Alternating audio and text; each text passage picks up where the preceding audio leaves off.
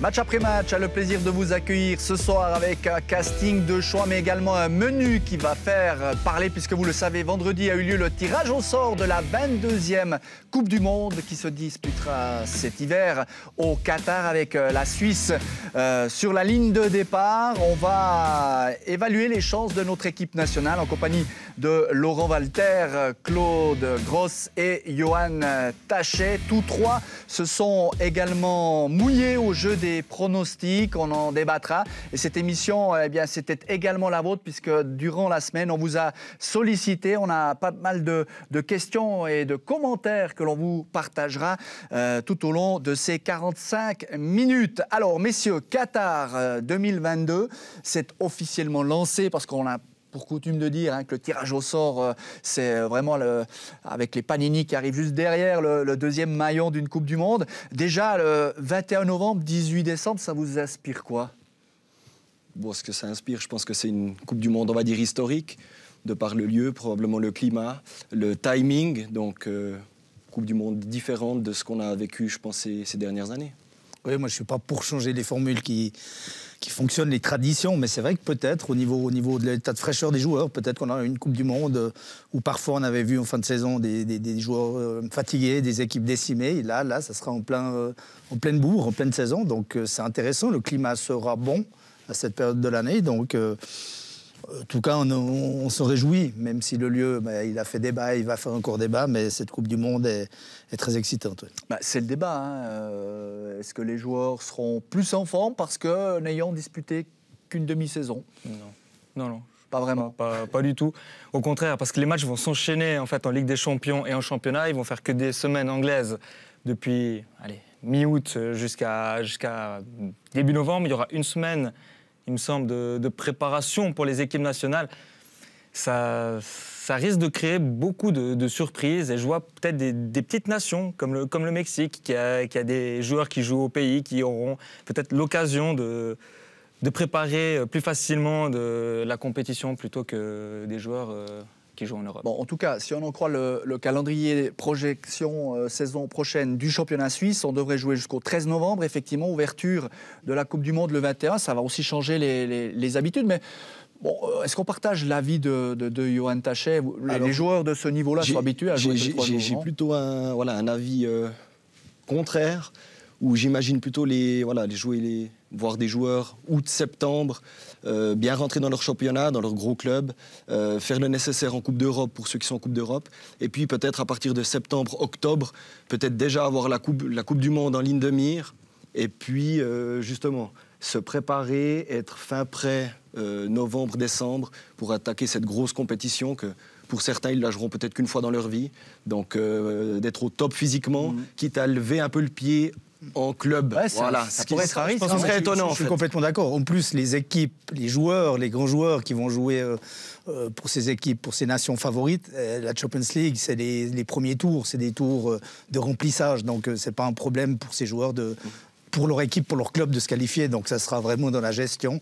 C'est vrai que pour les sélectionneurs, ça sera une préparation d'une semaine, 10 jours. Ça va changer un petit peu par rapport à l'habitude, mais je crois que les joueurs, pour moi, ils seront au top de leur forme, avec un climat, comme je l'ai dit, 20, 25 degrés, 30 degrés. On a eu des Coupes du Monde au Brésil ou dans d'autres pays exotiques où il y avait l'humidité qui était énorme, la chaleur, et ça posait problème. Là, malgré tout, le climat me semble bien. Ouais, c'est différent, parce que normalement, une Coupe du Monde, on la prépare durant un mois. Il y a quand même un mois de préparation pour les sélectionneurs. C'est important, autant pour remettre les joueurs à niveau physiquement et aussi pour préparer l'équipe tactiquement. Là, il va y avoir quoi? La Ligue des Nations, qui a quand même une certaine importance relative, mais il faut la jouer. Est-ce qu'on peut vraiment préparer une équipe pour la Coupe du Monde, pour les différentes sélections, avec des matchs officiels qui se déroulent juste au mois de septembre? Il y en a quelques matchs au mois de juin. C'est délicat, en une semaine, de préparer un groupe et de se mettre en place tactiquement. En tout cas, on a un programme dense, puisque durant cette Coupe du Monde, nous aurons droit à 4 matchs quotidiens. Un match à 11h, un match à 14h, un match à 17h et un match à 20h. Là aussi, au niveau climatique, ça peut jouer, ça peut avoir son importance. Moi, j'aimerais vous entendre sur la Suisse, parce que souvent, on dit tomber dans le deuxième tableau, c'est-à-dire dans les 4 derniers tableaux. On rentre plus tard dans la Coupe du Monde. Du coup, les échéances sont plus rapprochées. Mais est-ce que là, finalement, de commencer que le 24 novembre pour la Suisse, ça peut pas être un avantage? Ça offre quand même quelques jours de plus de prépa à Murat Yakin? Oh ben évidemment que je pense que si on commence plus tard que la plupart des équipes, puis qu'on est un des derniers groupes à rentrer en lice, évidemment que pour le sélectionneur, je pense qu'il va récupérer ses joueurs en même temps que les deux équipes qui ouvriront la Coupe du Monde. Donc inévitablement, il aura probablement quelques jours de plus. Hein. Il désire faire un match amical en plus avant de rentrer dans la compétition. Je pense que c'est bénéfique en plus pour la Suisse de pouvoir vraiment se tester tactiquement en tout cas. Bon, le match d'ouverture, Sénégal-Pays-Bas, hein, on a décidé de ne pas mettre cette affiche Qatar-Équateur peu attrayante. D'où ma question, le pays hôte, systématiquement tête de série, franchement, ça ne devient pas ridicule quand on va dans des pays comme le Qatar? Bah, je ne sais pas, je vous donne une réponse après. Mais oui, mais ça peut paraître, mais en même temps, ces groupes... Voilà, que le Qatar se retrouve tête de série ou pas, le groupe là, en l'occurrence, il y a le Sénégal, il y a les Pays-Bas, il y a l'Équateur qu'il faudra se méfier. Donc le Qatar n'est pas favori de leur groupe, donc ça ne change rien qu'ils se retrouvent dans le 4e chapeau le premier. Ils se retrouvent avec 3 adversaires de qualité. C'est peut-être pour ces adversaires-là que la chance est, parce que malgré tout, le Qatar est peut-être, je dis bien peut-être, un petit ton en dessous. On a perdu la Suisse il n'y a pas très longtemps contre le Qatar. Bon, en même temps, c'est l'Allemagne qui en a fait les frais. C'est peut-être l'Espagne qui a hérité de l'Allemagne qui est moins satisfait de cette situation. J'ose pas me projeter dans la prochaine Coupe du Monde, hein, où on aura le Mexique, le Canada et les États-Unis comme tête de série, puisque les 3 pays organisateurs, ça promet déjà un chapeau d'eux. Quoique là, on parle de modifier la formule, on y verra un peu plus clair. Mais le groupe de la Suisse, forcément, c'est sur celui-ci que l'on va s'arrêter. La Suisse, donc, qui a hérité du groupe G, avec le Brésil, la Serbie et le Cameroun. Alors, le Brésil, c'est ni plus ni moins que le numéro 1 au ranking FIFA. Le Cameroun, c'est ni plus ni moins que l'équipe la mieux placée dans le chapeau 4. Et puis la Serbie, juste au passage, on rappellera qu'elle a poussé le Portugal au barrage. Du coup, on a posé cette question. Est-ce que la Suisse va se qualifier? Je vous la pose aussi. Oui, moi je dis oui parce qu'on est derrière notre équipe nationale, mais on sait que ça va être très compliqué. Mais moi, c'est le calendrier qui pose problème. On commence par le Cameroun et vous avez le Brésil en 2, un Brésil qui ne sera pas qualifié ou qui devra se qualifier peut-être sur le 2e match pour ensuite faire tourner peut-être sur le 3e. Donc le calendrier est compliqué. Il ne faut pas se louper d'entrée, comme souvent, mais là c'est le Cameroun, ça va être costaud. Vous avez le Brésil en 2 et la Serbie en 3. Donc ce calendrier-là, il est piège. Mais ça aurait été mieux de jouer le Brésil d'entrée, du coup? Ben, peut-être. Si on prend la chose à l'envers, c'est qu'en 2018, on a joué le Brésil au premier, la Serbie en 2e, et ensuite on avait, entre guillemets, le Costa Rica. Après, ça s'est bien goupillé en même temps. On fait match nul le premier match, on bat la Serbie derrière. Je ne pense pas qu'il y ait un calendrier idéal. Après, il faut aller jouer de toute façon les matchs, il faut les gagner, peu importe l'adversaire. Et puis, c'est 3 gros adversaires qu'on va affronter. Là, il faut être d'entrée de jeu, il va falloir aller chercher... non, mais il n'y a pas de calendrier idéal, mais de jouer le Brésil qui ne sera pas qualifié, pour moi, ça pose quand même un problème. Si tu joues le Brésil qui a déjà fait 6 points, comme on pourrait l'imaginer, attention, n'allons pas trop vite, voilà, c'est peut-être plus facile, entre guillemets, parce que le Brésil, il y a quand même la profondeur.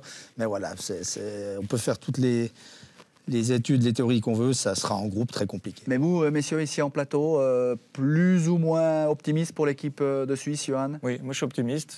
Laurent? Moi, je vois, c'est vrai qu'un groupe magnifique, parce que quand on joue une Coupe du Monde, on a envie de rencontrer d'autres footballs, une compétition intercontinentale, on se retrouve avec des Sud-Américains, avec un pays africain, c'est juste génial. Je vois une Suisse qui est capable de battre tout le monde, mais voilà, mon pronostic, il est malheureusement négatif. Je vois le Brésil et la Serbie se qualifier. En tout cas, la majorité des votants, on a tous peut-être aussi ce cœur qui parle. On est à 70% de téléspectateurs qui pensent que la Suisse va se qualifier. Mais on a des commentaires assez pertinents. Là, on a Slo de Lausanne qui nous dit « Tout se jouera le premier match. Il faut commencer avec 3 points et ensuite la qualification sera possible. Sinon, ça va être très très dur ». Et puis on a un optimiste de nature qui nous suit, un des fidèles, Bertrand Chauffin. Effectivement, je suis optimiste, mais là, franchement, derrière le Brésil, ça va être compliqué pour la 2e place. Je vois plutôt la Serbie. Il faudra une Suisse à 150% et à ce moment-là, le miracle sera possible. C'est trop sévère de dire qu'il faudra une équipe de Suisse au top de sa forme? Non, mais il a raison, il a complètement raison. La Suisse, c'est la 5e fois qu'elle se qualifie pour la Coupe du Monde. C'est déjà en soi un exploit. Donc après, il faut en créer un autre, parce que forcément, dans la Coupe du Monde, la Suisse, chapeau 2, vous tombez. Alors, ils ont été servis avec le chapeau 3 et 4, mais voilà, la Suisse est condamnée à faire l'exploit chaque année pour se qualifier, chaque 4 ans, et ensuite pour avancer dans la compétition. Elle le fait régulièrement également. Je pense qu'elle a quand même franchi un palier, peut-être avec l'Euro et ce fameux match contre la France. Voilà, peut-être... que c'est la bonne année, mais c'est vrai que c'est très très relevé et que la Serbie risque d'être le match décisif, le numéro 3, le match numéro 3. La chose, c'est que si la Suisse doit être à 150%, probablement que la Serbie et le Cameroun devront aussi être à 150%. Donc oui, je pense que le groupe, il est très équilibré. C'est vrai qu'une victoire contre le Cameroun d'entrée ferait du bien probablement et au classement et aux têtes de nos joueurs de l'équipe suisse. Après, voilà, je pense que c'est du 33-33-33. Après, la Suisse a l'expérience des grands rendez-vous, ce que n'a peut-être pas la Serbie, même s'ils se sont qualifiés régulièrement pour les Coupes du Monde ces dernières années.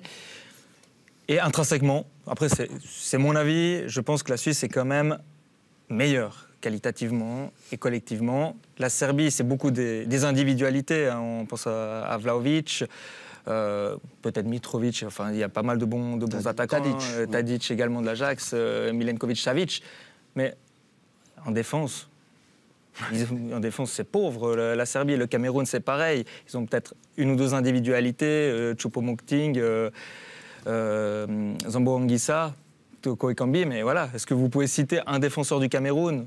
Je ne suis pas sûr. Le Cameroun, c'est un peu l'inconnu, hein. On ne les a jamais joués, mais on connaît la puissance. Enfin, on a tous vu ces images de leur qualification en Algérie en toute dernière minute. On a un joueur qui joue dans notre championnat, Nicolas Moumine-Gamaleu. Il va falloir peut-être parler avec lui. Mais voilà, le Cameroun, c'est un peu comme... le Ghana, le Sénégal un peu moins, puisque maintenant le Sénégal est quand même champion d'Afrique. On ne sait jamais trop comment les situer, les clubs. C'est tous des joueurs qui jouent en Europe, attention. Alors peut-être pas dans les plus grands clubs, en tout cas pour certains. Il y a beaucoup de joueurs qui jouent en France, mais il y a des joueurs de qualité et qui sont entourés chaque semaine de grands joueurs à leur côté. Donc ils ont l'habitude. Maintenant, il faut voir si eux, ensemble, ils arrivent... L'amalgame peut prendre et ils arrivent à faire quelque chose. Mais au niveau individuel, il y a quand même de la qualité. Vous voyez vraiment la Serbie comme principal client pour la Suisse? Vous écartez quand même le Cameroun sur la durée? À choisir, je pense que la Serbie va donner plus de fil à retordre à la Suisse que le Cameroun. Je pense qu'entre la malice des défenseurs, entre la qualité des joueurs qu'on a cités avant, entre Tadic, Milinkovic-Savic, Vlahovic, je vois la Serbie pas forcément mériter plus que la Suisse, mais se qualifier d'une manière peut-être malicieuse ou peut-être un peu plus imméritée que les Suisses, mais d'être quand même dans les huitièmes de finale. Il y a le sentiment de revanche de 2018. Probablement, c'est ça. Aussi, C'est ce que j'allais aussi dire. Johan a continué, effectivement. Alors là, on se souvient de la grosse polémique. Hein. Voilà, avec... là, on est au Qatar. Enfin, je me permets quand même de penser que ce sera un peu plus apaisé que c'était à Kaliningrad, dans un stade entièrement acquis à la cause serbe. Ça devrait être quand même plus calme au Qatar, non? Je sais pas. Ou plus équilibré? Je sais pas, oui, mais des souvenirs. Mais ça peut ressurgir. Moi, chaque match a son histoire. Oui, ça sera chaque compétition aussi. Je pense. Pas une vengeance, mais une revanche. Une revanche, mais il n'y a pas de revanche. Il n'y a que des revanches dans le foot. Donc à un moment, vous n'avez pas, quand vous êtes joueur ou entraîneur, cet esprit, vous voulez battre la Suisse parce qu'il y a une revanche. Vous voulez battre la Suisse parce que vous voulez vous qualifier. Et il ne faut surtout pas tomber dans ce jeu-là de la revanche ou de l'agressivité. Parce qu'il y aura des joueurs qui étaient là en 2018 qui seront inévitablement encore présents. Enfin, déjà, dans le camp des Suisses, je vois mal Murat Yakin ne pas prendre Granit Xhaka et Xherdan Shaqiri. Donc c'est quand même eux qui avaient focalisé essentiellement le débat, non? Ouais, mais je pense que chaque match a son histoire, chaque compétition a son histoire. Depuis ce fameux match, il y a passablement de temps qui s'est écoulé. Donc c'est probablement une discussion qui a lieu autour du terrain, autour des stades, sur les plateaux télé, dans les journaux, etc. Est-ce que les joueurs eux-mêmes auront ça dans un coin de leur tête? Je doute quand même. Je pense qu'ils vont se focaliser sur le résultat, sur le fait de faire quelque chose d'historique pour leur pays, plutôt que d'avoir une petite guerre ou une rivalité entre eux, quoi. Et puis si on en revient à la Suisse, on a aussi passablement de commentaires qui se basent sur le dernier euro, on va dire, de la Suisse, hein, où on a quand même regardé les Français, les Espagnols droit dans les yeux. De toute façon, une Coupe du Monde, il va falloir passer par ce type de prestations. Il n'y a pas de miracle. Bien sûr, mais c'est l'expérience qu'a acquis la Suisse ces dernières années. Et ils doivent s'en servir, chose que n'ont pas fait les autres clubs, comme l'a dit Johan, la Serbie ou le Cameroun ces derniers temps. Donc je pense que la Suisse a peut-être cet avantage d'expérience de ces compétitions. Et comme je l'ai dit, je pense qu'ils ont franchi un palier. Ils doivent confirmer déjà pour sortir du groupe. Alors après, alors sortir du groupe, si on imagine numéro 2, ils partent de l'autre côté du tableau. Et là, alors c'est extraordinaire. Il y a que du lourd. Il y a une densité. Il y a des objectifs en tout cas. Parce que il me semble que c'est Pierre Lugitami qui disait juste avant le tirage au sort que l'objectif c'était d'aller en quart de finale. On n'est plus la petite Suisse qui se contente déjà de passer en 8e de finale. Là, on veut quand même aller chatouiller les grands. On l'a vu quand c'était possible, contre la France, contre l'Espagne, contre l'Italie. Il y a clairement un potentiel pour réaliser quelque chose. L'équipe de Suisse est mûre pour créer un exploit. Et puis, pourquoi se contenter d'un quart de finale? On peut même... Moi, j'aime être optimiste, mais pourquoi pas aller plus loin? On va y revenir sur ce fameux tableau et ses pronostics. J'aimerais juste vous entendre sur le tirage dans son ensemble. Est-ce qu'il y a, selon vous, un groupe aussi relevé que celui de la Suisse, si l'on regarde le groupe A, on en a déjà parlé avec Qatar, Pays-Bas, Équateur, Sénégal, le groupe B, Angleterre, États-Unis, Iran, plus un qualifié européen. Vous en voyez Espagne, Allemagne, Japon peut-être? Je ne sais pas si c'est le groupe le plus relevé, la Suisse, c'est le plus homogène, à mon avis. Mais non, il y a des groupes où il n'y a pas de groupe où il y a vraiment 3 gros favoris. Mais Espagne, Germanie, je pense que ne devraient pas être trop inquiétés. Argentine, Mexique, Pologne, pas évident. Pas évident à dégager les deux. Le Mexique est très fort. La Pologne, même s'il se repose beaucoup sur un très grand joueur devant, ils seront là. L'Argentine, c'est toujours un petit peu l'inconnu dans ces grandes compétitions. Donc voilà, tous ces groupes. Je vois l'Angleterre, qui est un groupe peut-être, a priori, beaucoup plus abordable que les autres. Sinon, il y a de la qualité. Et, en tout cas, je me réjouis qui va sortir premier de ces groupes. Parce que là, derrière, ça va conditionner le vrai tableau pour la phase terminale. Je vous propose de s'arrêter sur 2 groupes. Le groupe F. Parce que le groupe F, il a la Belgique, il a le Maroc, la Croatie, quand même, qui habituellement fait un bon bout de chemin, et le vainqueur de la zone CONCACAF, le Canada, qui travaille très très bien, qui fournit pas mal de pépites. Est-ce que les surprises pourraient arriver dans ce groupe F? Ouais, je pense que ça fait plaisir de voir des nouvelles nations dans des Coupes du Monde, de retrouver le Maroc, de voir que le Canada, apparemment, travaille bien, tout comme les États-Unis, de les voir arriver en Coupe du Monde. Après, de là à prétendre aller loin dans le tableau, ça me paraît un petit peu positif. Et... Trop optimiste Ouais, probablement un poil optimiste. Je vois quand même la Belgique et la Croatie sortir plus tôt facilement du groupe et continuer dans la compétition. Après, ce sont des équipes vieillissantes qui sont plus sur la fin de leur génération glorieuse qu'au début. Et le Canada, ouais, c'est une équipe qui c'est une inconnue pour nous. Qui monte, mais on voit qu'il y a de nombreux joueurs maintenant qui sont installés en Europe. C'est pas un hasard qu'ils se retrouvent premiers devant les États-Unis, devant le Mexique. Il me semble invaincu durant en plus la phase de qualification en CONCACAF. Il y a toujours des surprises et là, c'est un groupe particulièrement homogène. Et effectivement, la surprise pourrait venir de ce groupe. Bon, le Defender a hérité du groupe D. La France va donc défier le Danemark, la Tunisie et un adversaire encore inconnu qui sera soit l'Australie, les Émirats Arabes Unis. Il y a un premier match qui éliminera une de ces 2 équipes et le vainqueur de ce duel affrontera le Pérou, 5e de la zone Am Sud. C'est la voie royale pour les Français, Claude. À Royal, la France a toujours des difficultés à commencer ces tournois. On l'a vu il y a 4 ans, c'était pas top en Russie. Ils ont mis du temps à chercher à se trouver, alors que l'équipe est Elle est parfaitement connue et les joueurs, Didier Deschamps les avaient depuis longtemps. Il a un peu hésité dans ses systèmes. Donc c'est toujours difficile, mais ce n'est pas que les seuls. Il y a beaucoup de nations qui ont de la peine à démarrer la compétition et après ça s'enchaîne. Sur ce groupe-là, j'ose imaginer que la France devrait sortir première et je pense que c'est un groupe idéal avec de la qualité. Hein. Le Danemark, c'est fort. La Tunisie, il faudra s'en méfier. Après, je ne sais pas si ça sera peut-être le Pérou.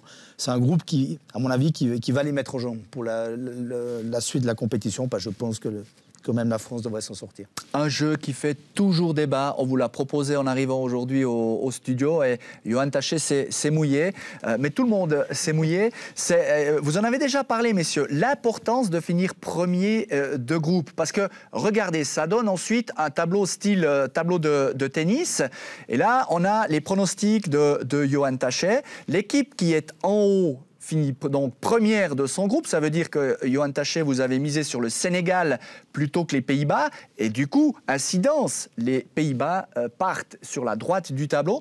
Et si la logique est respectée, on a donc l'Argentine, l'Espagne ou l'Allemagne qui sont dans le même groupe et le Brésil qui ensuite démarrerait les matchs à élimination directe sur la partie gauche du tableau. L'Angleterre, la France, la Belgique et le Portugal ou l'Uruguay selon vos différents pronostics. Là, Yoann Tachet a donc misé sur l'Uruguay.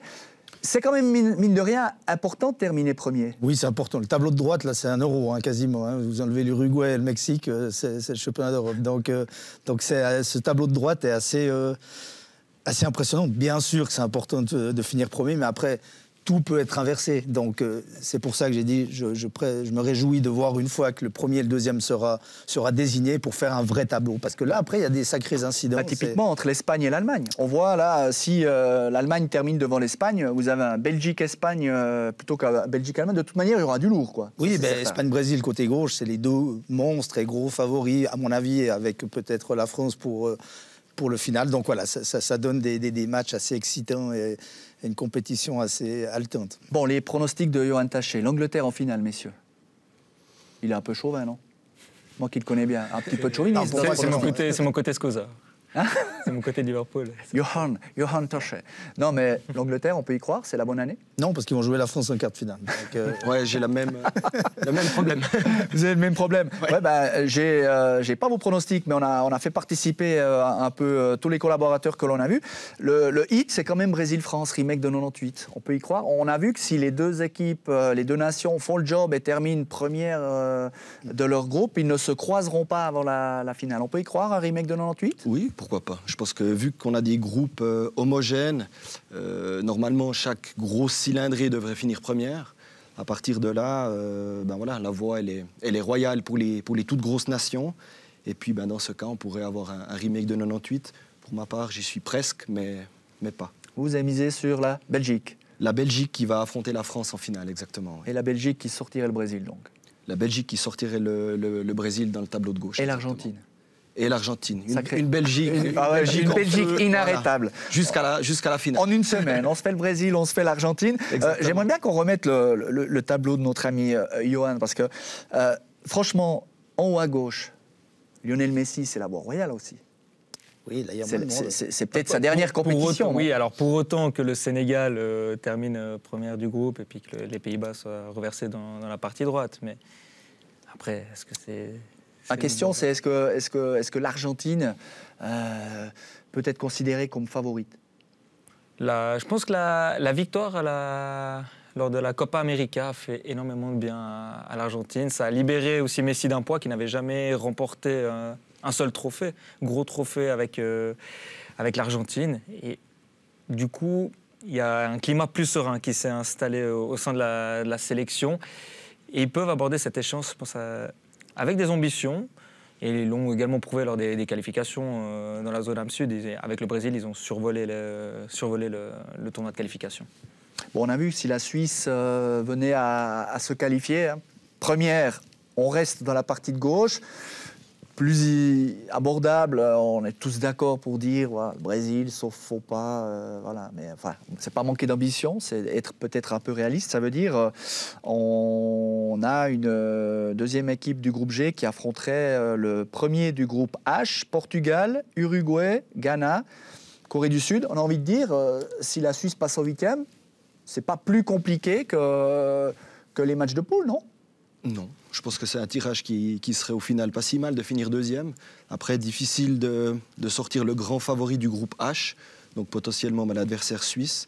Il faudra voir ce que ça donne le Ghana, ce que donne l'Uruguay. Évidemment que le Portugal, on connaît très bien.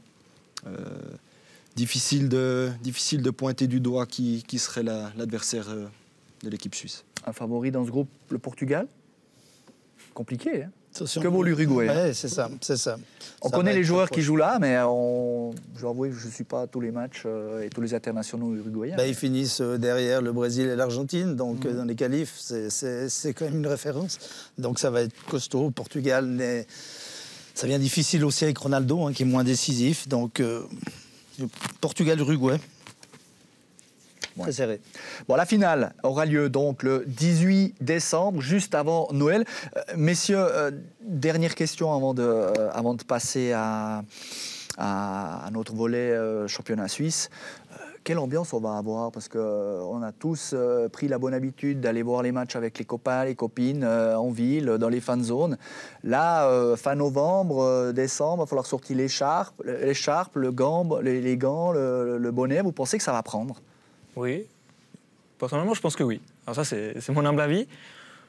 Parce que vous êtes un homme d'hiver, Johan. Oui. Vous, dès qu'il y a de la neige, vous êtes heureux, vous avez le sourire, regardez. Après ski, on sera nickel. C'est ça. Non, mais ça va être en même temps que les marchés de Noël. Alors vous êtes également dehors au mois de novembre, au mois de décembre, au marché de Noël, en train de boire un vin chaud. Là, ça sera pareil. Simplement, il y aura un écran géant et on regardera les matchs avec notre vin chaud. Mais recevoir du vin chaud ou de la bière sur la nuque, ça va pas le même effet quand même, non? Vous, Laurent, vous pensez que ça va prendre? Oui, je pense que l'engouement restera identique, non, parce que la période veut que, il fera frais dans nos régions. Donc, mais je pense que une Coupe du Monde reste une Coupe du Monde. Une Coupe du Monde reste une Coupe du Monde, qu'elle soit à cette période de l'année ou non, que les horaires soient un petit peu en pleine journée ou les horaires qu'on a eu dernièrement en cours de soirée, comme on a l'habitude plutôt de regarder les matchs. Je pense que les gens feront le nécessaire au travail, feront le nécessaire après le travail. Il y aura beaucoup de télétravail. Il y aura beaucoup de télétravail et je pense que les gens vont suivre notre équipe suisse et suivre les autres nations. Non, mais on peut tout à fait aménager une fan zone dans une grande salle, une salle de fête, et on est au chaud. Donc c'est pas un problème. Il y a des organisations qui vont se créer. Et on se reverra aussi en groupe et ça sera différent, mais je ne crois pas que ça va... La ferveur va être différente. Chaque 4 ans, l'Argentine, c'est l'hiver chez eux quand il y a la Coupe du Monde. Donc si eux arrivent à faire la fête par des températures fraîches, nous, on peut très bien y arriver. Bon, mettre un peu de Schlager et puis ça ira très bien. Ouais, on vous croit, avec du vin chaud, hein, donc on a pris note. Voilà, donc 4 matchs par jour du 21 novembre au 18 décembre. Blue est en train de vous concocter un programme spécial Coupe du Monde. Je ne vous en dis pas plus aujourd'hui, mais nous serons plus que probablement bel et bien présents durant toute cette compétition, même si nous n'aurons, on le précise, aucun droit de diffusion pour cette Coupe du Monde. Voilà, on referme cette parenthèse Qatar 2022 pour se recentrer un peu plus près de chez nous, puisque nous avons vécu ce week-end le réveil du FC Lausanne Sport, qui n'avait plus gagné depuis 13 matchs et qui aujourd'hui a infligé une véritable baffe au Servette FC. Alors, conséquence au classement, le FC Lausanne Sport revient à 7 longueurs de Lucerne qui a concédé le match nul à domicile face à Lugano. Est-ce qu'on peut croire à un scénario qu'on pensait improbable il y a encore de cela 3 semaines avant la pause internationale? Un réveil, un retour inattendu de Lausanne? Je ne sais pas.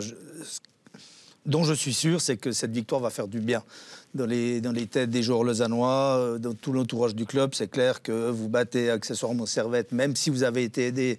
Il ne faut pas enlever le mérite à Lausanne, parce que Servette a été catastrophique, notamment au premier mi-temps, et a offert des cadeaux aux Lausannois. Et accessoirement, eh ben, vous revenez à 7 points. Donc tout d'un coup, ça va tellement vite dans le foot. Bien sûr que c'est compliqué. Lucerne fonctionne bien aussi. Ils étaient menés 2-0 contre Lugano. On sait que c'est dur et ils reviennent au score. Donc Lucerne est là. Il y a Getse, il y a Sion devant. Il y a beaucoup d'écart. Mais je pense que voilà, faut se servir de ça. De toute manière, maintenant, il y a plus trop le choix. Hein. Il reste 7-8 matchs. 7-8 points à aller chercher. Donc il faut reprendre un point par match aux équipes de devant. Je ne crois pas que ça va tout révolutionner, mais cette victoire, je veux qu'elle fait du bien pour les Lausannois. On a entamé effectivement la dernière ronde. Ça veut dire qu'il reste une confrontation directe pour les Lausannois face à Lucerne, mais il reste aussi une fois Getse, une fois Sion qui ne va pas très bien. Est-ce qu'on peut commencer à prendre espoir? Ouais, disons que je suis assez bien placé pour savoir que dans le foot, il y a des choses des fois qu'on croit impossibles. Irrationnelles. Irrationnelles, donc voilà. Il n'y a que dans le foot ou dans le sport probablement qu'on arrive à faire ça. Le réveil, probablement peut-être un peu tardif. Je suis allé voir la journée d'après. Lausanne Sport se déplace à Young Boys dans le Vangdorf. En même temps que la confrontation, ce qui tombe, voilà, quelque chose d'hyper important parce que Getse joue Lucerne. Donc les deux prétendants à cette lutte contre la relégation s'affrontent. Et malheureusement, le calendrier veut que Lausanne se déplace à Young Boys.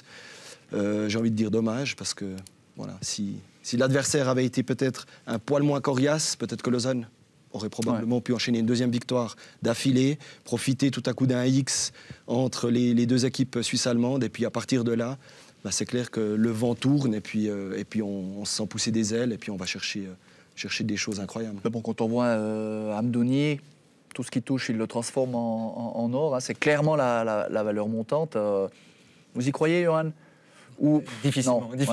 J'ai de la peine à vous transcender sur un retour lausannois en championnat. Il y a Amdouni qui sort du lot. Je vous comprends en même temps. Il sort du lot actuellement, il est en pleine bourre. On l'a vu avec l'équipe suisse des moins de 21, il a marqué un doublé, aujourd'hui le triplé. Aujourd'hui, ils ont été aidés par cette équipe de Servette qui a été apathique. On peut le dire là. Après, magnifique Amdouni, le petit filet. Vous avez aimé la relance de Théo Valls? Non. Servette a donné les buts aujourd'hui. C'est ça, c'était un cadeau. Peut-être qu'ils veulent encore des derbys lémaniques la saison prochaine. On ne sait pas ce qu'Alain Gaillère leur a dit dans le vestiaire. Non. Après, Lausanne était trop faible sur l'ensemble de la saison. Ça reste pour moi très limité dans cet effectif et ça va être très, très, très dur.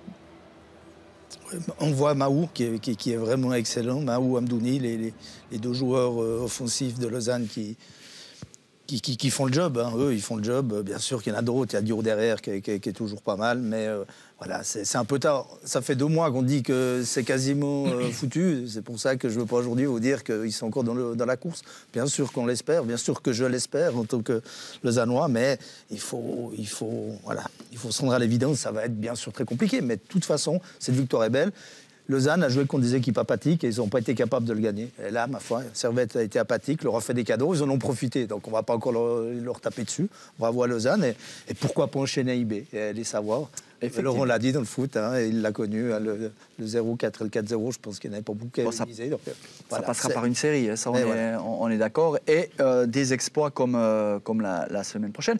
Messieurs, je rebondis sur le premier thème de notre émission. Zeki Amdouni, joueur qui se révèle en première division, joueur très très jeune, mais que Mauro Lustrinelli dorénavant titularise à chaque sortie de l'équipe nationale des moins de 21. Quand on voit les sorts réservés à Okafor, Vargas, enfin voilà, toute cette jeune relève suisse que Murat Yakin n'a pas hésité à lancer dans le bas. Amdouni, ça pourrait être la surprise de la liste de Yakin ou je m'emballe là aussi? Pour autant qu'il y ait 26 joueurs déjà, parce que rien n'est défini entre 23 et 26 joueurs dans la liste. Après, il y a toujours une surprise. Ça peut être un très bon complément à l'attaque, mais après, en Suisse, on est quand même bien servi. Hein. On parle de Okafor, de Vargas, Seferovic, Gavranovic. Il joue encore, Seferovic?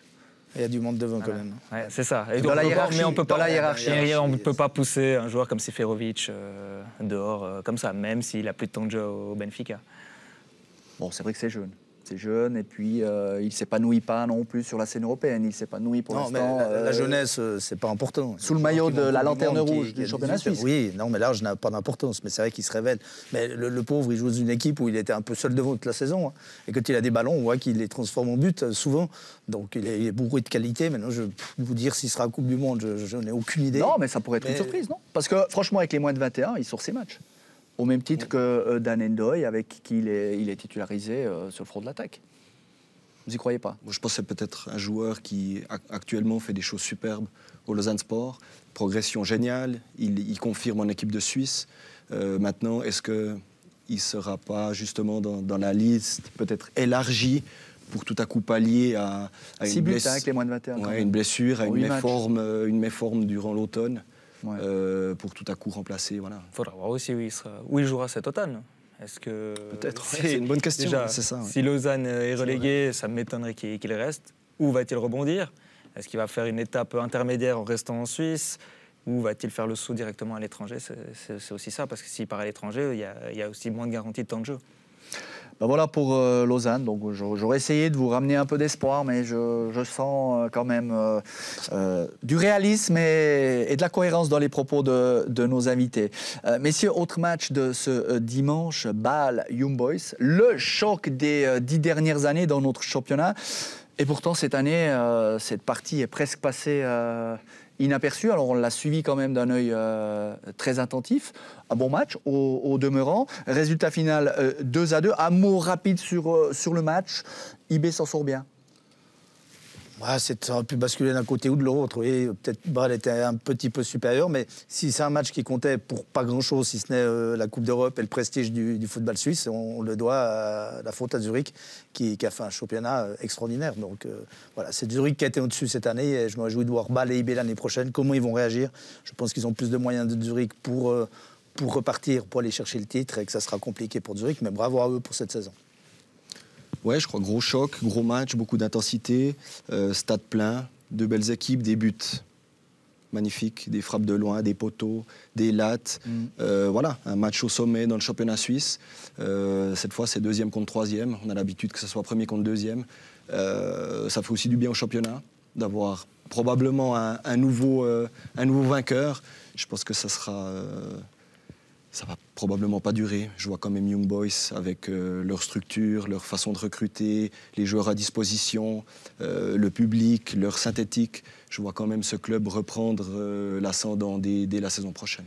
Mais bravo à Zurich. Ouais. C'était déjà un rendez-vous pour le championnat prochain, ce classique. Est-ce qu'on prenait déjà rendez-vous? Est-ce qu'on prenait déjà le pouls? Il y avait de la rivalité, en tout cas, cet après-midi. J'avais l'impression quand même que les deux clubs cherchaient à prendre le dessus l'un sur l'autre. Donc peut-être, voilà, est-ce que... Déjà envoyé un signal peut-être pour les prochaines saisons. Voilà, IB, c'est très clair qu'ils préparent déjà la saison prochaine. En jouant en Bâle, forcément, vous voulez montrer que c'est encore vous le patron, même si ce n'est plus le cas cette année. Donc effectivement, c'est un match qui va aider à préparer la saison prochaine. Et un Bâle IB, de toute façon... Ça faisait quand même longtemps qu'on n'avait pas vu une qualité comme ça sur cette confrontation entre ces deux équipes. C'est vrai qu'il y avait un très bon niveau aujourd'hui. C'était un match super plaisant. On a dit des buts, des poteaux, des renversements de situation. Donc on a eu du plaisir. Mais est-ce que les équipes en l'état pourront briguer, parce que vous attendez tous à une baisse de régime de Zurich. Vous pensez que Zurich ne va pas avoir le même visage, le même allant, c'est une parenthèse. La même réussite peut-être? On est tous d'accord pour le dire. C'est une parenthèse enchantée, Zurich. C'est comme Lille l'année passée en Ligue 1, c'est comme Leicester en 2016. Ah, carrément? Oui. Non, je ne les vois pas continuer sur ce train-là. Enfin, ils ont eu beaucoup de réussite en début de championnat, ils ont aligné les victoires, ça a engendré la confiance. Mais après... intrinsèquement, l'équipe n'est peut-être pas forcément au niveau. Après, je sais pas. Ils n'auront pas les moyens de garder leurs meilleurs joueurs. Bien sûr, mais après, ils n'ont pas les moyens qu'ont IB et Bâle. Bâle dans une moindre mesure, mais ils ont aussi des problèmes. Mais IB, voilà, les moyens de recruter, les moyens de garder la même équipe et d'aller chercher plus fort. Zurich, c'est pas le cas. Ils vont perdre des joueurs importants. De ce fait, ils vont louper la Ligue des Champions et ses millions, accessoirement. Donc, ça va être très dur d'y aller, voire impossible. Donc, Zurich va... Alors, s'ils se mettent dans le rang à la hauteur de Bâle et de Zurich, c'est déjà bien pour notre championnat, pour une concurrence à 3. Mais je pense que IB et Bâle vont reprendre le lead la saison prochaine. Après, c'est mon avis. Si on prend les joueurs de Zurich, enfin, selon ce que je vois, je si je suis un recruteur de Bâle ou d'IB, je prends Omer Hadjik ou Doumbia, voire Cizey, mais enfin, je ne vois pas d'autres joueurs qui ont le potentiel vraiment pour. Oui, mais si Zurich perd leur meilleur buteur, Doumbia, qui est un joueur incroyable au mi-terrain, et perd encore Omer Hadjik. Voilà, il ne reste plus grand-chose, c'est ça que je veux dire. Mais il y a ces 3 joueurs qui ont un potentiel pour évoluer vraiment sur la scène européenne ou à Bâle et à IB en tant que titulaire. C'est marrant parce qu'on entend le nom de Doumbia circuler déjà dans les coulisses du Parc Saint-Jacques. C'est marrant que vous en parliez. Mais IB, malgré tout, pour avoir des ambitions l'année prochaine, se doit d'être européen. On est d'accord ou pas là-dessus? Parce qu'ils sont quand même à égalité de points avec Lugano et depuis le départ de David Wagner, aujourd'hui on a vu un peu du mieux, mais ça ne rassure pas vraiment, non? Moi, je pense que IB voudra absolument finir 2e pour avoir un parcours européen l'année prochaine, pour une question aussi d'image. On a été habitué à ce qu'ils survolent le championnat maintenant depuis plusieurs années.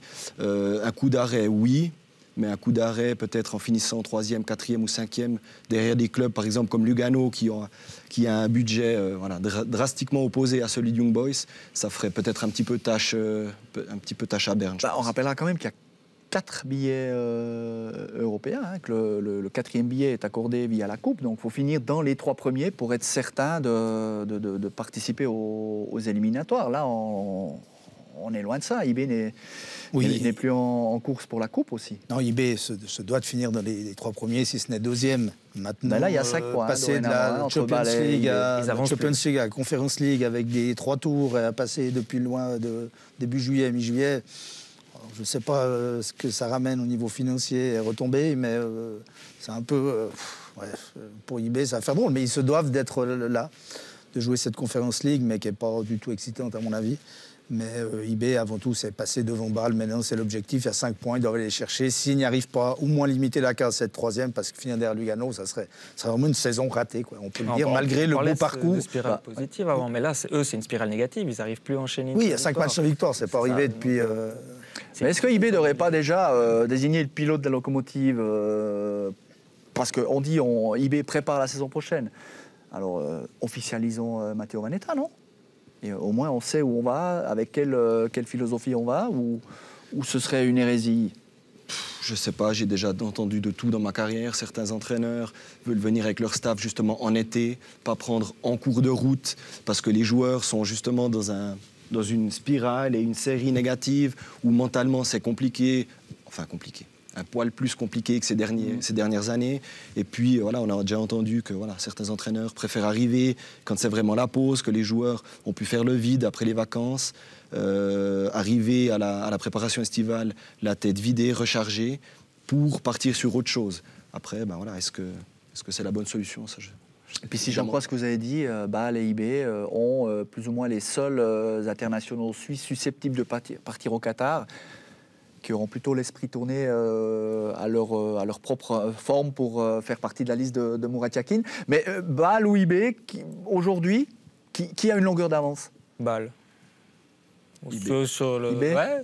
Vous allez trancher, Claude? Non, IB. Je ne peux pas trancher s'il y a un partout. Si, vous faites la différence. 2-1 IB. 2-1 IB. OK. Pourquoi? Je pense que pas uniquement à cause du synthétique, Laurent. Vous pas non, du synthétique, on est d'accord. Bon. C'est vrai que le synthétique, ça fait partie aide, de... Voilà. Mais non, je vois, on parle beaucoup d'IB, que saison décevante, etc. Je pense que IB, contrairement à Bâle, est un club et un effectif qui a subi passablement de problèmes en cours de saison. Est-ce que c'est à cause du Covid aussi? Il y a eu passablement de joueurs vendus. Donc un choix aussi de la direction de changer quelque chose, de profiter des super performances de joueurs comme Martins, comme Ebicher, comme FT. Il y en a passablement, Nsame, Assalé à l'époque, etc. Ouais. Il y a eu passablement de blessés. Donc esprit de revanche, quelque part. Ouais, je pense que c'était surtout une équipe qui va finir malgré tout sur le podium du championnat suisse, mais une équipe qui a été blessée tout du long, de par les départs, de par les blessures. Et je crois que si on leur laisse quand même un effectif complet à disposition tous les week-ends, je pense que c'est un club qui prend le devant de nouveau l'année prochaine. Il nous reste moins d'une minute. Tu viens de tâcher, Claude Gross, vos arguments. Bâle? Ils font leur meilleure saison depuis qu'ils n'ont plus été champions. Seulement 3 défaites jusqu'ici. On voit qu'ils reconstruisent, et ils reconstruisent plutôt bien, avec un mix entre l'expérience des Xhaka, des Fry et puis les jeunes qui arrivent. Il y a toujours une cellule de recrutement qui est performante. S'ils arrivent à trouver le remplaçant de Cabral, à voir ce que va donner Tchaloff encore dans le futur. Mais la saison prochaine, ils peuvent être... Et on finit avec vous, Claude. IB, parce que... IB, parce que... Culture de la gagne, je vous sens arriver avec ça. Oui, mais parce qu'IB est reconstruit. Ils ont laissé partir ses joueurs, Ebicher, FT, Martins. C'était un choix de les laisser partir. Ils auraient peut-être pu les retenir. Ils ont fait ce choix de reconstruire, de recommencer, de repartir comme ils l'ont fait avec des Sceaux, des Sanogo, des Lotomba. Voilà, c'est des cycles. Et là, ils vont retravailler avec d'autres joueurs et ils vont redevenir solides. Et il y a quand même des moyens financiers qui ne font pas toujours tout. Mais à IB, oui, parce que le club est super bien structuré avec des joueurs, des gens de qualité. Cette petite différence-là va faire qu'ils vont pouvoir recruter plus fort que les autres. Et je pense que l'IB va redevenir champion la saison prochaine. Ce sera le mot de la fin. C'est enregistré. On le ressortira dans une année si Claude Gross avait raison. Merci, messieurs, de votre contribution. Merci à vous pour votre fidélité. On vous dit à bientôt. Le foot, c'est cette semaine avec le retour de la Ligue des Champions, les quarts de finale au programme, mais également ce soir de belles affiches sur la scène européenne. Bye bye.